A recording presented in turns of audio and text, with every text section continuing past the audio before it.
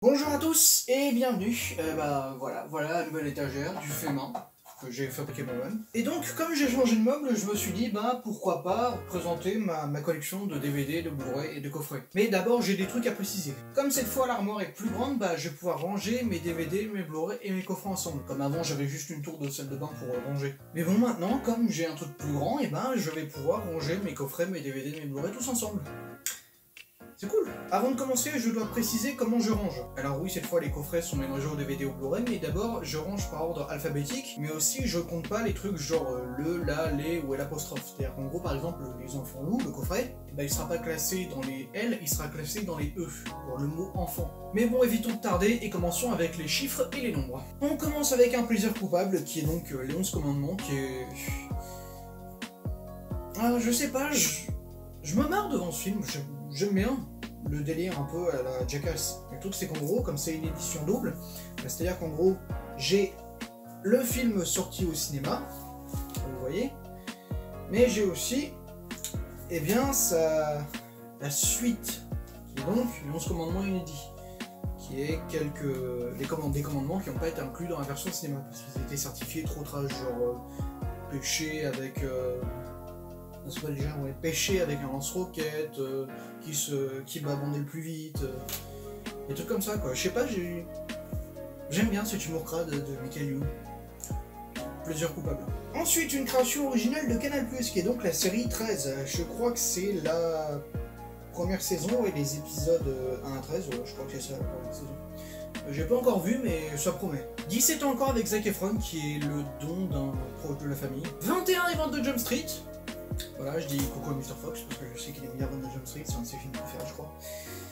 Alors, il y a une histoire derrière le Blu-ray de 22 Jump Street, parce que vous le voyez, il a une issue un peu papier carton dégueulasse. C'est-à-dire qu'en gros, je l'avais acheté à Action, et le truc c'est qu'en gros, la jaquette ne fermait pas. Et le truc c'est qu'en gros, comme j'avais perdu le ticket, en gros, je pouvais pas le rembourser et demander un autre DVD, un autre Blu-ray de 22 Jump Street. Mais bon, je me suis dit, je vais faire cette édition-là, un peu carton moche. Je sais pas, je trouve que ça colle bien. Juste dommage que, les tranches sont pas dans le même sens, quoi. Dommage. Et on termine avec 300 de Zack Snyder. Alors, tout que c'est en gros, 300, pour moi, c'est un peu le truc ultime de ce que j'aime pas chez Snyder, de ce que j'aime pas chez Snyder, même si j'aime bien son travail. C'est-à-dire qu'en gros, pour moi, Snyder, quand il est à la réalisation, je trouve qu'il bosse beaucoup trop sur la mise en avant des personnages et pas sur le développement. C'est-à-dire qu'en gros, c'est un peu le même problème que Man of Steel. C'est-à-dire que avec Superman, Zack Snyder s'est plus intéressé à Superman qu'à Clark Kent. C'est ça que je peux reprocher à Snyder. C'est-à-dire qu'en gros, il travaille trop le visuel et pas assez les personnages. Les 4 premiers films de la saga L'Âge de Glace, qui est une saga de mon enfance, une saga avec laquelle j'ai grandi. Pour info, j'aime beaucoup les 3 premiers. Le 4, ça va, il reste cool à voir, mais alors honnêtement, je vais pas acheter le 5. Même pour compléter la saga, ce sera non. Excusez-moi de l'interruption. Et juste là, le petit gland. Angers Gabriel avec Patrick Bruel et Isabelle Carré. Une petite comédie que j'aime bien. Le film Angry Bird, parce que je pense que c'est probablement une des meilleures adaptations de jeux vidéo qu'on puisse faire, parce que c'est-à-dire que Angry Bird, le concept est ultra con. C'est-à-dire qu'en gros, des oiseaux qu'on catapulte pour récupérer des œufs volés par des cochons. C'est-à-dire que 2 minutes ça te fait rire, mais au bout d'une demi-heure ça peut péter le crâne. Avec le film Angry Bird, je trouve qu'en fait ils sont allés ultra loin avec le concept et c'est ça qui fait que c'est selon moi une des meilleures adaptations de jeux vidéo, parce que c'est à la fois créatif et respectueux par rapport aux jeux originaux. Au jeu original, pardon. Alors ça c'est mon côté un peu dégueulasse, qui est donc Apocalypse Hitler, parce que j'ai pas regardé en entier, je crois que j'ai vu le disque 1 et l'épisode 1 et pas le 2. Faudrait que je vois l'épisode 2 un jour. J'aime bien le thème de la Seconde Guerre mondiale et ça fait partie de l'histoire. Le très bon The Artist du trio Hazanavicius, Dujardin et Bejo, qui avait déjà fait le premier OSS 117, je crois. Oui c'est ça, le premier OSS 117. Très beau film, très bonne surprise. Une de mes pépites avec mon collègue ami Pumix, Astérix Obélix Mission Cléopâtre. Et ça c'est un très vieux DVD, je crois que je l'ai regardé une bonne vingtaine de fois. Mais c'est vraiment à mourir de rire, c'est vraiment pour moi l'adaptation live ultime d'Astérix. Et donc, pour avoir mon avis à moi et Pumix, allez voir la rétropause vlog qu'on a fait sur le sujet. Ça j'adore. Astérix c'est le domaine des dieux par Clichy et Astier. C'est-à-dire qu'en gros, Astier, bon, c'est le co-créateur de Kaamelott, mais le réalisateur Louis Clichy, en fait, c'est un gars qui vient de l'animation, ce qui paraît logique, mais en fait, il avait bossé chez Pixar. C'est-à-dire qu'en gros, je vois qu'il avait bossé sur Wall-E et là-haut, je crois. Ratatouille, je crois aussi. Non, pas Ratatouille, sur Wall-E et là-haut. Et j'ai vraiment adoré ce film. C'est pour moi une des meilleures adaptations. Et pour finir sur Léa, encore une adaptation de BD, mais cette fois de Steven Spielberg et Peter Jackson, qui est donc Les Aventures de Tintin, le secret de la licorne. Que j'ai beaucoup aimé, même si, je l'avoue, quelquefois les personnages peuvent paraître un peu avoir un regard vide et inexpressif. On continue avec les B. La trilogie du Dark Knight, que je mets dans les B parce que c'est Batman. On continue avec un autre film DC, mais cette fois un crossover qui est donc Batman v Superman, l'Aube de la Justice Ultimate Edition 3D. Et je dois le dire, la version longue est bien meilleure que la version cinéma. C'est dommage qu'il y ait autant de scènes importantes coupées du film. Quel triste destin pour DC et Snyder. Black Swan de Darren Aronofsky, qui est donc un film avec Natalie Portman. Je dois l'avouer, j'ai jamais vu en entier, j'ai pas grand souvenir. Faudrait que je revoie un jour. Bleu Steelbook de Blanche-Neige et le Chasseur, que pour le coup j'aime bien. Je trouve que c'est vraiment une bonne version, je dirais, moderne du conte. Charlize Theron et Christian Sorsson, c'est... Waouh. Le premier Brise de Nice de James Hutt, édition complètement collector. Moi je trouve que c'est un film rigolo, alors il faut le prendre comme tel, c'est-à-dire qu'en gros il faut le prendre avant tout comme un film, je dirais pas comme un film à sketch, mais avant tout comme un film purement comique, un humour un peu con. Et si vous acceptez pas l'humour con, bah vous allez pas rentrer dans le film, c'est ça le problème. Le style d'humour con, c'est pas le style d'humour de tout le monde. Broken Flowers avec Bill Murray, que j'ai pas encore vu. Donc, maintenant, on passe au C. Chappie de Neil Blomkamp, que j'ai vu à la télé, ouais, c'est le réalisateur de Discipline. J'avais vraiment bien aimé ce film, c'est... Réussir à ressentir autant d'émotions avec un robot, je pensais pas que ça m'arriverait un jour, quoi. Et c'est dingue. On continue avec les C, avec La Classe Américaine. Alors, La Classe Américaine, en fait, c'est un vieux film, enfin un vieux film plutôt, pardon, je dirais même un téléfilm, qui était passé sur Canal+, en 91. En gros, le truc, c'était pour fêter les 75 ans de la Warner. En gros, ils ont fait un grand mash-up et un détournement de plein de films de la Warner, avec comme seule règle, on touche pas, je crois, à Kubrick et Eastwood. Et j'avais vraiment bien aimé le délire, c'est... Les répliques du film, ils me font toujours marrer, le truc, La ferme, c'est quelle ferme? Ah, la ferme, ta gueule, toi du coup, espèce de crétin. Un très bon moment devant ce film. Il faudrait que je le revoie un jour. Cloverfield de Matt Reeves, qui réalisera La planète des singes, l'affrontement et suprématie. J'aime vraiment ce style de film catastrophe qui a un peu, je dirais, aidé le public américain à faire le deuil d'11 septembre. Avec, je dirais en même temps, Transformers et Avengers. Et on finit l'essai avec Coffee and Cigarettes. En gros, c'est plein de courts-métrages rassemblés en film, en gros. Non, ou l'inverse. C'est ça, Coffee and Cigarettes, c'est une série de courts-métrages déguisés en long-métrage, à moins que ce soit le contraire. C'est-à-dire qu'en gros, c'est la blague, en gros, ils savent pas. C'est par le réalisateur de Broken Flowers. J'avais bien aimé, mais j'avoue que ça me reste pas en tête. On continue avec les dés. Et la particularité, c'est qu'en gros, j'ai des films avec les noms originaux et pas les noms français. C'est-à-dire qu'en gros, par exemple, j'ai le steelbook de La Tour Sombre, qui est donc The Dark Tower, que j'ai pas encore vu, mais je pense que ça va plaire. C'est avec Idris Elba et Matthew McConaughey. Je sais que ça respecte pas du tout l'œuvre originale, enfin je crois. J'ai cru entendre dire que ça respectait pas l'œuvre originale. Mais je vais attendre de le voir pour me faire un avis. Voilà. On continue avec Death Race, qui est donc un cadeau d'une pote d'une soeur, qui était donc Death Race version longue avec Jason Statham, qui est donc le premier film de toute cette collection. Voilà. C'est de là que tout a commencé. Ce film. Dirty Dancing. Un vrai film culte pour moi. Django Unchained, qui est donc mon Tarantino préféré, avec, je dirais, avec Reservoir Dogs. J'avais beaucoup aimé, je crois que le film il dure presque 3 heures, je crois que j'avais regardé tard le soir la première fois. Et en toute honnêteté, je crois vraiment que c'est mon Tarantino préféré, mais pas non plus un de mes films préférés.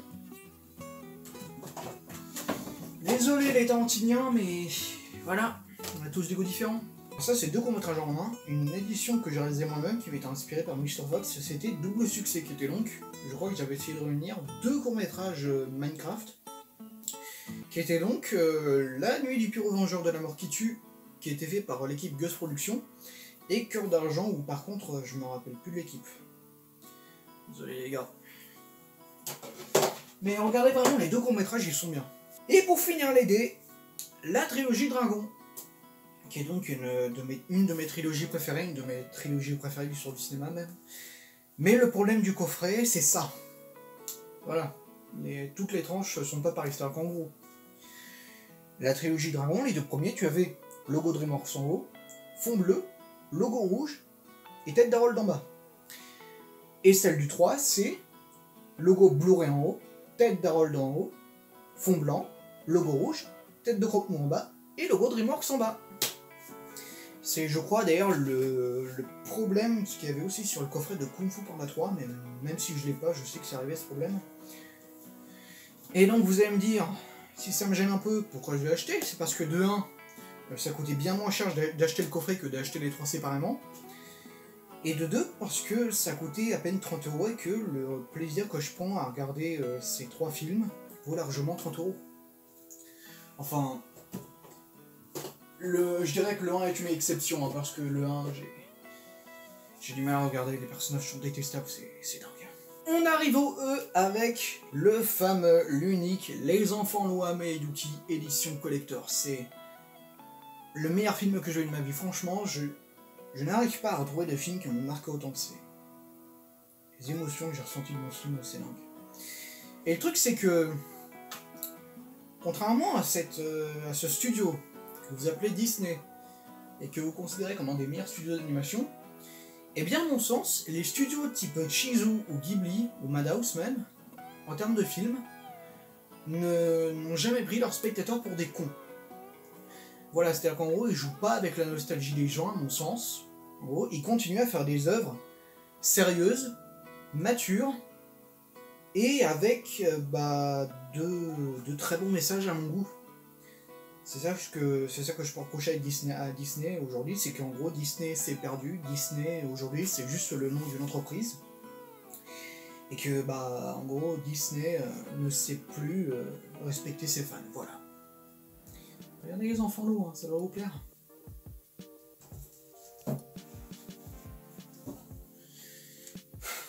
Non, vous faites ce que vous voulez, je m'en fous. Je m'en fous, vous faites ce que vous voulez, vous allez vous bouger. Et juste là, la BO du film. Et donc pour finir les E, on a un film d'horreur culte qui est donc L'Exorciste. Et c'est ça qui est dommage avec cette édition, c'est-à-dire qu'en gros c'est le redoublage de 2001.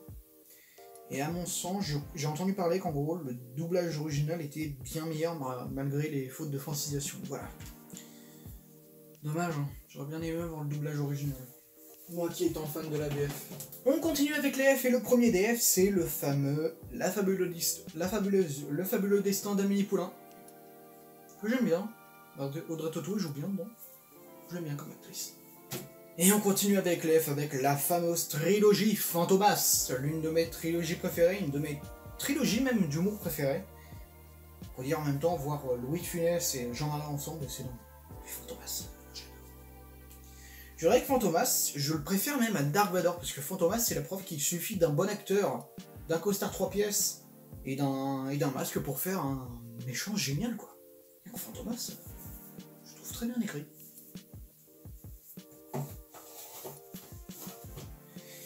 Et pour anecdote d'ailleurs, il devait y avoir un 4ème Fantomas, qui devait être Fantomas à Moscou. On aurait appris d'ailleurs que Fantomas, c'était le père de Fandor.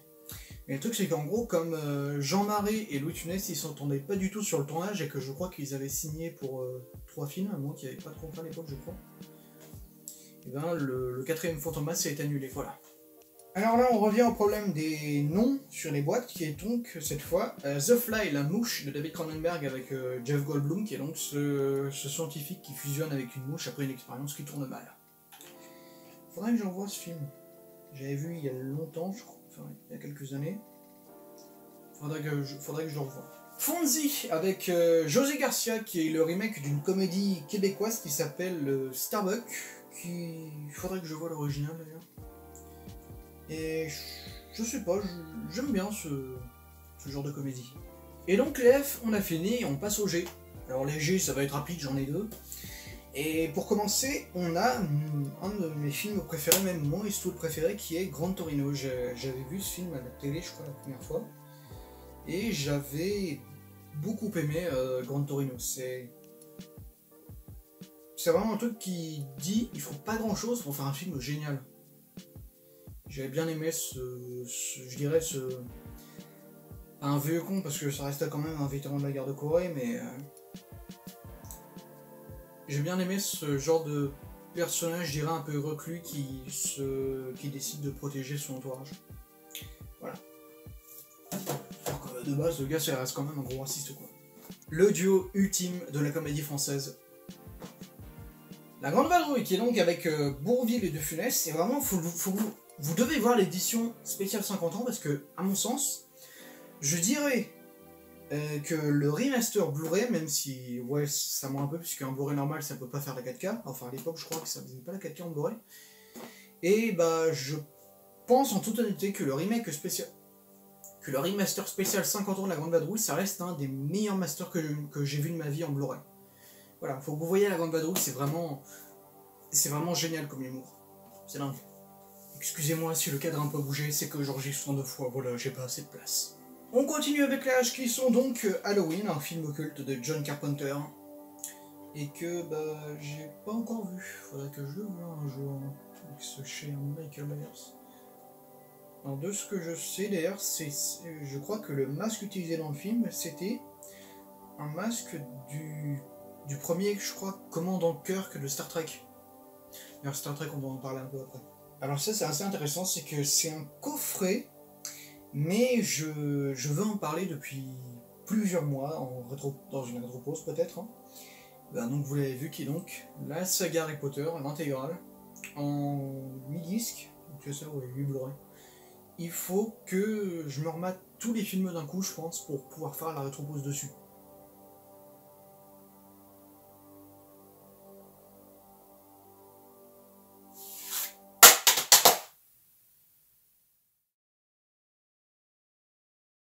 Placé bonne blague numéro 132 sur la rampe de lancement, ce film ne pourra pas tomber plus bas.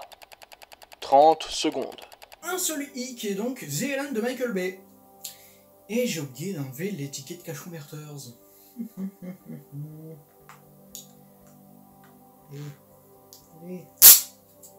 Parfait.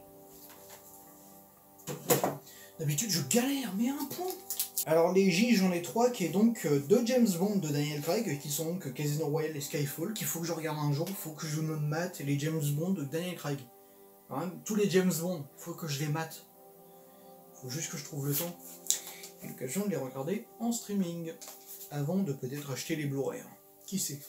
Et donc, le 3ème J et le dernier, bah, il y a des gens qui vont voir, mais c'est le Steelbook de Jurassic World. Malheureusement, bah, j'ai pas les Jurassic Park. J'aime les 3 Jurassic Park, même le 3ème qui est détesté de tout le monde, et le 2ème que un peu tout le monde déteste, voilà. Et voilà, j'ai adoré Jurassic Park, et oui, j'adore tout autant les 3 autres. Non, évidemment, je dis toujours le contraire. J'ai adoré Jurassic World, il faut que je me voie le 2ème Jurassic World, et il faut que je rachète les 3 premiers Jurassic Park. Voilà, il faut que je les rachète. Putain, le premier des cas, c'est Kick-Ass 2. Alors malheureusement, j'ai pas Kick-Ass 1, même si j'avais beaucoup aimé Kick-Ass 1. Et le 2, j'avais acheté par curiosité, non, je l'ai vu. Oui, dans le 2, il y a scène du cimetière qui est géniale. Oh, la vache. Putain, ça m'était sorti de la tête. Donc, bah, faudra que je m'achète le premier Kick-Ass. M'en voulez pas les fans, hein. C'est juste que bah, je l'ai pas, c'est la vie, voilà. Voilà. Pour ceux qui me demandent pourquoi j'ai du mal avec Disney, bah la réponse, c'est ce film-là. C'est-à-dire qu'à côté, il y avait Hayao Miyazaki qui faisait des films bien mieux, à mon sens.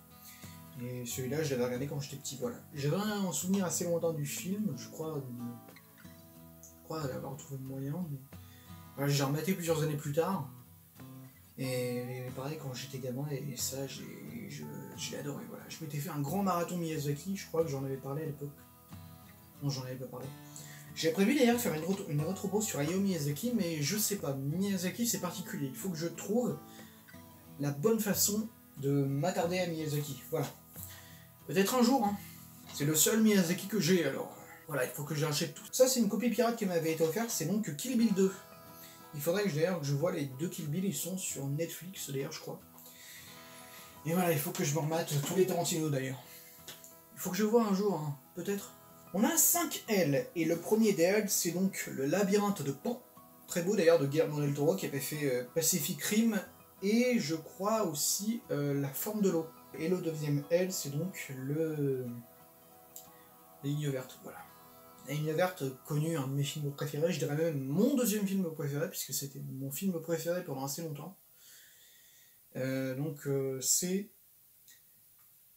La ligne verte, c'est donc mon film préféré, après Les Enfants Longs à Miyuki, bien sûr. Très beau film, hein. Par contre, le menu du DVD, il est dégueulasse. Tout pixelisé, c'est moche. Là, on a Lou Journal un film. Et Lou Journal un film, je voudrais revenir sur un petit détail. En gros, j'avais oublié de dire dans la rétropose sur Lou. Lou Journal un film, je dirais que c'est un film sensoriel. C'est-à-dire qu'en gros, il faut plus essayer de le ressentir que de l'analyser. En gros, ressentir, vous allez trouver que c'est dingue, à mon sens. Et je dirais qu'en termes de scénario, si vous essayez de trop approfondir le scénario, oui, le scénario est très simplé, mais ça reste de la BD. C'est une BD culte. Et ça va loin la BD en même temps. Et voilà, je dirais que Le Journal d'un film, c'est plus un film sensoriel, ou plus un film à ressentir qu'à analyser, voilà. Et donc les deux derniers L, c'est deux films de Lucky Luke qui sont la balade des Dalton et Tout seul West, qui est donc le seul film Lucky Luke produit par les studios Idéfix, avant la mort de Goscinny bien sûr. Enfin bon, le film est sorti après la mort de Goscinny et le studio Idéfix a été fermé après la mort de Goscinny. Je le mets là. Et le deuxième film Lucky Luke, c'est donc le film produit par Xylam, qui est donc Tout seul West, qui était réalisé par Olivier Jean-Marais, qui était donc Olivier Jean-Marais, je crois, qui est donc le réalisateur principal d'une grande partie des dessins animés Xylam, qui je crois il avait réalisé Les Zinzins de l'espace, Rats, et donc les nouvelles aventures de Lucky Luke. Très imparfait, mais une petite Madeleine de Proust. Voilà. Surtout le Blu-ray, il est sorti qu'en Allemagne. Alors les M, j'ai 3 M, qui est donc le premier, c'est Men in Black 3, malheureusement j'ai pas les autres. J'aime beaucoup le premier, qui est je crois d'ailleurs mon préféré avec le 3. Et bah je dirais vraiment oui. Le 2 est le moins bon à mon sens même si j'aime bien le 2. Voilà, pour préciser, le 2 c'est celui que j'aime le moins, et je l'aime bien. Voilà, il me faut les deux autres. J'ai pas d'ailleurs vu le nouveau, là, faudrait que je vois.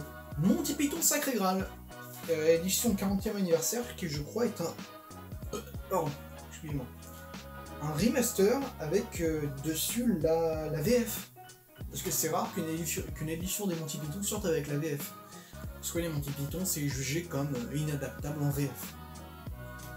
Et la VF de Sacré Graal, c'est la preuve que oui, on peut adapter Monty Python en VF. Et pour plus d'infos sur la VF des Monty Python, eh ben, je vous invite à aller voir le très bon parlons VF de Mr. Fox. Et donc Mr. Fox a fait un épisode sur les Monty Python. Voilà. Et le troisième M, qui est donc un autre film de mon enfance, qui est donc un autre film que je préférais à Disney. Parce que oui, Pixar et Disney, c'est différent. Voilà. Et donc, ce Pixar, c'est Monstres et compagnie. Faudrait que je m'achète les autres Pixar d'ailleurs. Enfin, pareil au niveau de Pixar, je vais vous dire. Cars 2 est pas mauvais, il est juste moins bien.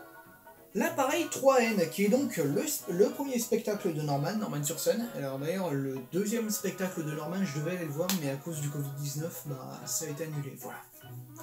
Dommage, hein. Celui-là, je l'aime bien. Notre jour viendra avec Vincent Cassel et Olivier Barthélémy, donc je crois le frère de Maurice Barthélémy, ou le cousin. Je sais plus. Faudrait que je le vois un jour. Même si je sais que même, en mon sens, Vincent Cassel est pas au top de sa réputation en ce moment. Les nuls d'intégrule, qui est donc une partie de l'intégrule des nuls. Faudrait que je voie l'intégrule 2 d'ailleurs. Mais sinon celui-là je le trouve très drôle et malheureusement, bah désolé les fans des nuls, mais j'ai pas la cité de la peur, il faudrait que je me le reprenne en Blu-ray. Et je crois qu'il est. Le Blu-ray d'ailleurs est juste ressorti dans l'édition anniversaire d'ailleurs. Et pareil, il faut que je me rachète la cité de la peur, voilà. En Blu-ray, hein, pas en DVD. Alors là, Léo, c'est plus léger parce que cette fois j'en ai que 2, qui est donc objectif nul des nuls, voilà donc. Même si je sais pas les N et les O, bah.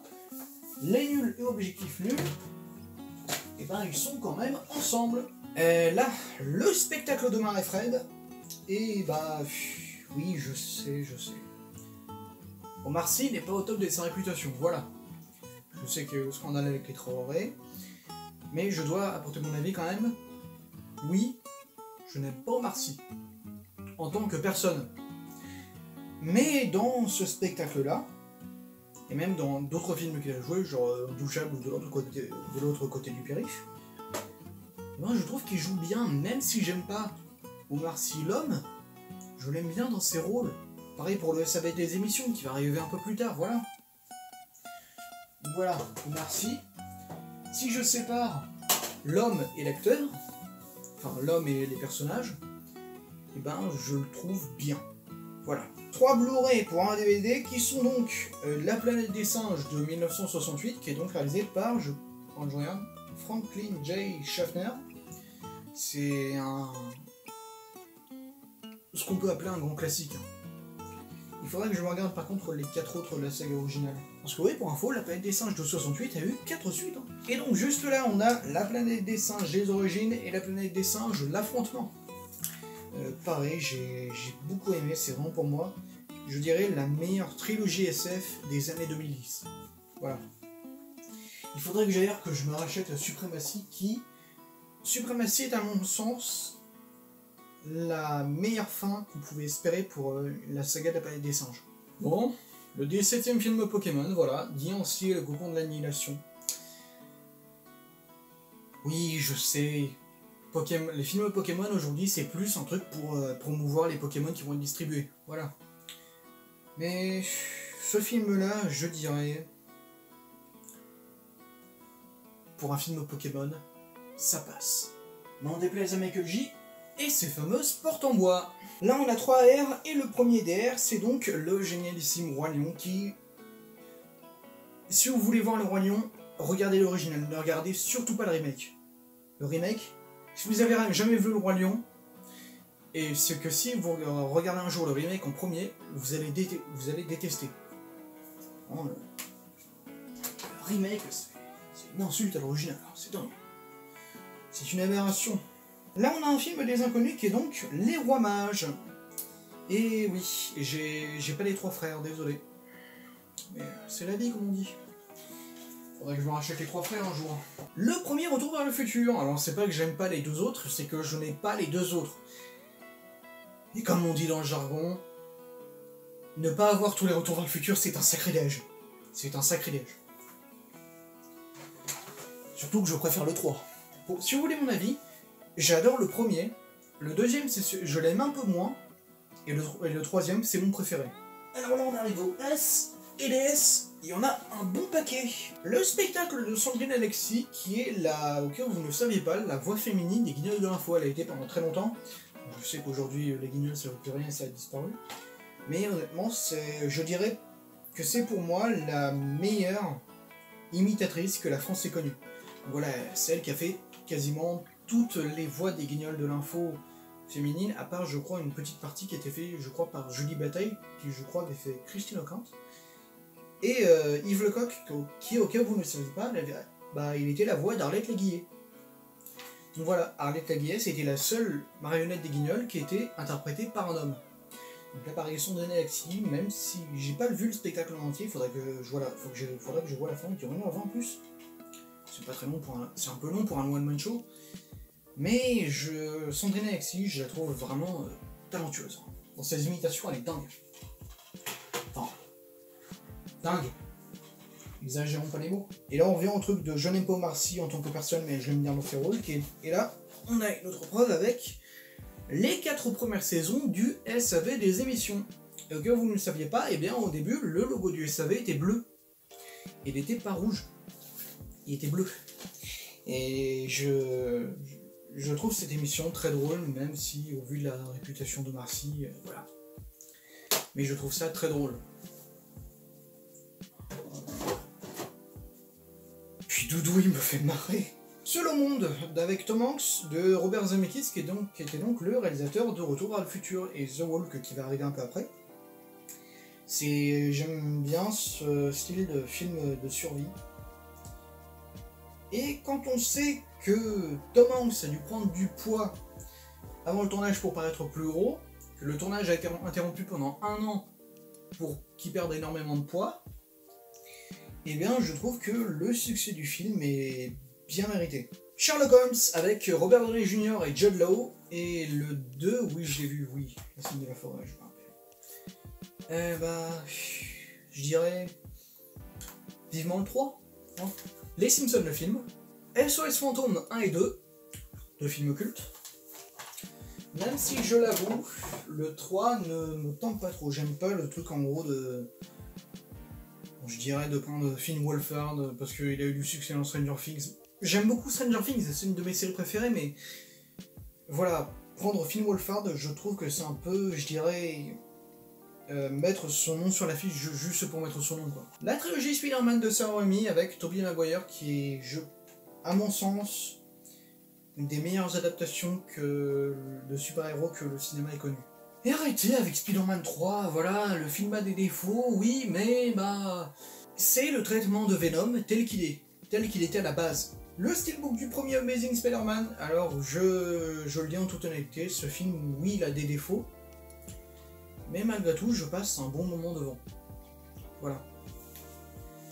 Même si, bon, la façon de traiter Spider-Man avec un style sombre, vu comment c'est apporté, ça passe pas trop. Spider-Man New Generation, ma dernière grosse surprise de 2018. J'ai passé un excellent moment devant ce film. À mon sens, la meilleure adaptation animée de super-héros. Le premier Star Trek réalisé par J.J. Abrams, et oui, le reboot de Star Trek est fait par J.J. Abrams. Le réalisateur de Star Wars 7 et 9, quand il faisait encore son boulot par passion. Et qu'il ne mettait pas du chrome partout. Ensuite, l'été, il y en a 4. Et d'ailleurs, il y a un doublon, Tout pour être heureux, avec Manu Payet et Audrey Lamy. Je trouve honnêtement que c'est un bon traitement je dirais, du père... du père quarantenaire, un peu immature, pas trop là pour sa famille. Et ben je trouve que c'est bien écrit, ça reste une petite comédie, ça en fait pas trop et ça en fait pas assez non plus, je dirais. Transformers 1 et 2, j'ai pas encore acheté les autres, il faut que je m'achète les autres. Et oui, j'aime bien les 3, 4 et 5. Le 4, je dirais, ouais, c'est mon préféré en termes d'action, mais je dirais quand même que le 3 le tâtonne un peu, voilà. Il faut que je m'achète les 3, 4, 5. Il faut que je vois Bumblebee d'ailleurs. Et donc là, on a un doublon de Transformers 2. Et donc voilà, Transformers 2 la revanche. Enfin là, c'est marqué Revenge of the Fallen. Mais pourquoi j'ai un doublon en DVD, me direz-vous? Eh bien, c'est parce que j'aimais bien la jaquette, voilà. Regardez. J'aimais bien la jaquette, ça avait un petit style. Voilà, qui était donc Megatron et Starscream à l'arrière. Ouais, c'est ça, ouais. C'est Megatron et Starscream à l'arrière. Et l'avant, donc, c'est Optimus Prime et Bumblebee. On continue avec Van Helsing, je dirais une sorte de... Je dirais quand même un peu nanar, mais un bon nanar. Un peu kitsch, mais en même temps, c'est le charme de la synthèse des années 2000. The Voices avec Ryan Reynolds, qui fera Deadpool un peu plus tard, c'est... Ce film est dingue. C'est vraiment un truc que je trouve bien trouvé, c'est qu'en gros, les deux animaux du personnage de Ryan Reynolds, qui est donc pour être Jerry, en gros les deux animaux de Jerry sont interprétés par Ryan Reynolds, c'est-à-dire que les voix c'est lui qui les fait, ce qui fait en gros cette impression que Jerry est un peu taré et qui parle en gros à lui-même quoi. Et le dernier DV, c'est donc Vol au-dessus d'un nid de coucou, que j'avais vu je crois sur Arte il y a pas mal de temps, il faudrait que je revoie un jour pour me faire un avis. Là on arrive sur la fin, c'est normal qu'il n'y en ait vraiment pas beaucoup. Là il y a 2 W. Et donc le premier c'est The Walk, qui est donc réalisé par Robert Zemeckis, qui d'ailleurs avait aussi fait Forrest Gump. Et voilà, j'avais beaucoup aimé ce film. The Walk est donc en gros l'histoire du gars qui a marché entre les 2 tours du World Trade Center. Même si aujourd'hui les tours ont disparu. C'est dommage. Et donc c'est pour moi vraiment dommage que ce film ait vraiment pas eu de succès, quoi. Et le deuxième W, World War Z, avec Brad Pitt. Je crois qu'il avait pas mal de détracteurs. Et je sais pas, ce film je le trouve impressionnant. Le genre de film de zombies que j'aime bien. Même, je crois, mon film de zombies préféré avec Bienvenue à Zombieland. Faudrait que je vois Retour à Zombieland d'ailleurs. Et donc, pour finir cette collection, entre guillemets, on a 2 films X-Men qui sont donc X-Men l'affrontement final, qui est clairement le membre de la trilogie, et c'est le seul que j'ai de la trilogie originale d'ailleurs. Désolé. Et donc, le deuxième X-Men que j'ai, c'est X-Men Days of Future Past version courte. Parce que j'ai pas l'édition Rock Cut. Et excusez-moi, l'enregistrement a encore coupé. J'avais plus de mémoire. Donc, maintenant les accessoires. Chers internautes, je m'étais promis de me montrer en train de ranger ma décoration. Après tout, je suis un youtubeur comme les autres. Je veux montrer quelque chose, je le mets en ligne. Mais là, je vous jure, j'ai regardé l'enregistrement. Je me suis forcé à le regarder.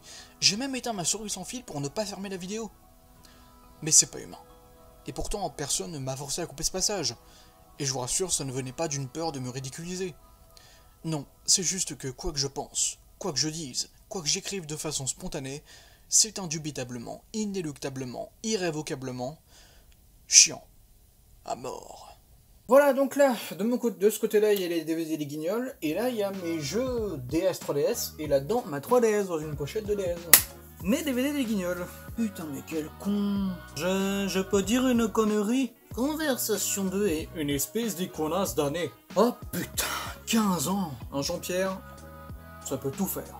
Goodbye, Louis XVI. Qu'est-ce que t'as? T'es pas content? La France d'après. Je vous dis pas le prix, c'est indécent. La sextape des Guignols. Une année. Zlatané. Et pour finir, la boîte à musique des Guignols, qui est donc une compilation des meilleurs sketchs musicaux des Guignols. Donc là-dedans, je crois... Attendez, je regarde. Il y avait Emploi OT, JPP revient, La Reine Daesh, il a fait une Génération Goldman Sachs, et il y avait le fameux aussi We Fuck the World, qui était donc la parodie de We Are the World, que vous connaissez tous, mais avec des Sylvestres et George W. Bush, qui était sorti à l'occasion de son élection à la tête des États-Unis. Bon ben voilà, c'était ma foi un plutôt bon tournage, j'ai beaucoup aimé. Ça m'a permis un peu de refaire un récapitulatif des DVD et des Blu-ray, des coffrets que j'ai eu. En tout cas, bah j'espère que vous avez aimé cette vidéo. Et donc bah si vous avez aimé, je vous invite à mettre un pouce bleu, à partager et à vous abonner, comme vous savez si bien le faire. C'était Bastien03 et je vous dis à la prochaine. Salut!